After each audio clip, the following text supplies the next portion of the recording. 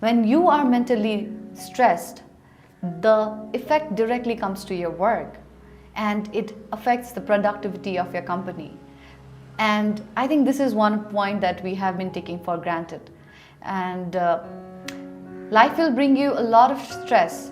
We pour it out in our social media saying that we're never going to give up. And we have an ambition of 5 years, 10 years down the line. But whenever we take these ambitions out there, let's also add the mental health issues that we go through every day.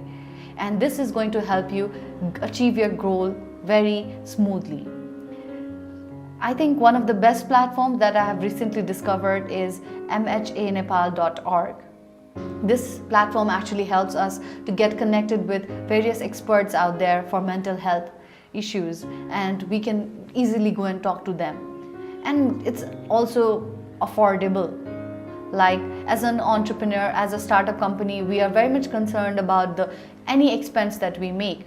But I think it is a very good investment for whatever our company is going to do in next 5 years or 10 years.